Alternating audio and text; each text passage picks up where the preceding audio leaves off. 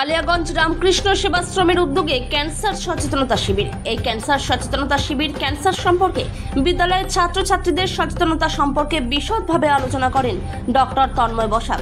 Cancer ধরা যদি পড়ে তাহলে কোনো অসুবিধা হয় না, কিন্তু কিছুদিনের মধ্যেই সেটা সহজেই আরোগ্য হতে পারে। তিনি বলেন, এমন কিছু জিনিস আছে যেগুলো শরীরের ক্ষতি হতে পারে, সেসব থেকে দূরে থাকতে হবে। ক্যান্সার সচেতনতা শিবির বিশিষ্ট ব্যক্তিদের মধ্যে উপস্থিত ছিলেন কালিয়াগঞ্জ রামকৃষ্ণ সেবাশ্রমের সভাপতি প্রাণকৃষ্ণ ভৌমিক, সম্পাদক পরিতোষ মোহন চৌধুরী সহ অন্যান্যরা। অনুষ্ঠানে কালিয়াগঞ্জ শহরের বেশ কিছু বিদ্যালয়ের ছাত্রীরা উপস্থিত হয়। নাম পরিতোষ মোহন চৌধুরী। বলছি, আজকে রামকৃষ্ণ স্কুলে দেখলাম ক্যান্সার নিয়ে সচেতন বার্তা দেওয়া হচ্ছে সাধারণ মানুষকে, কী বলবেন এ বিষয়ে? কালিয়াগঞ্জ শ্রী রামকৃষ্ণ সেবাশ্রম আমাদের কাজই হচ্ছে সেবামূলক কাজ করা। শিবজ্ঞানে জীব সেবা আমাদের হচ্ছে মূল। রামকৃষ্ণ বিবেকানন্দ ভাব প্রচারের পথ।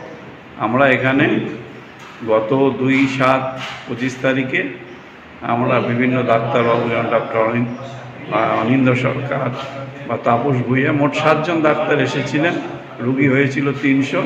আজকে আবার আমরা একটা ক্যাম্প করছি, সচেতনতা শিবির।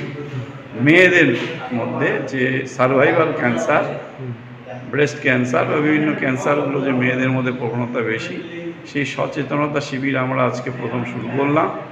এরপর আমরা বিভিন্ন স্কুল, বিশেষত গার্লস স্কুলগুলো বা যেখানে হায়ার সেকেন্ডারি স্কুল মেয়েরা আছে, আগামীতে সেগুলো আমরা করব।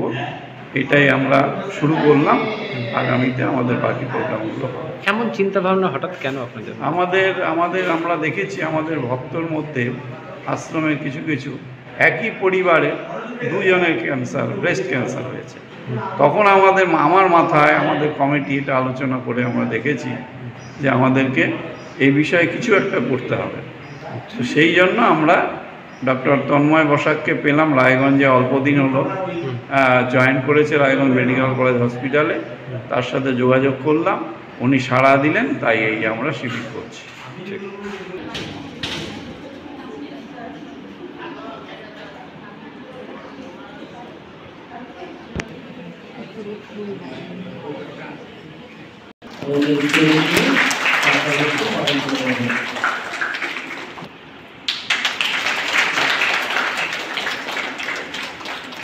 যেখানে পুরুষ ভক্তরা আছি, আমরা সকলেই বেরিয়ে যাব।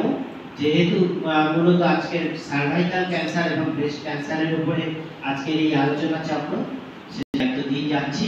আর অনুষ্ঠান শেষে আপনারা সুশৃঙ্খলভাবে নামবেন।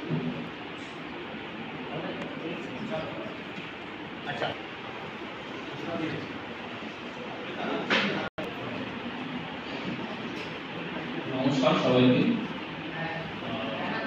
এবং ভর দুপুরে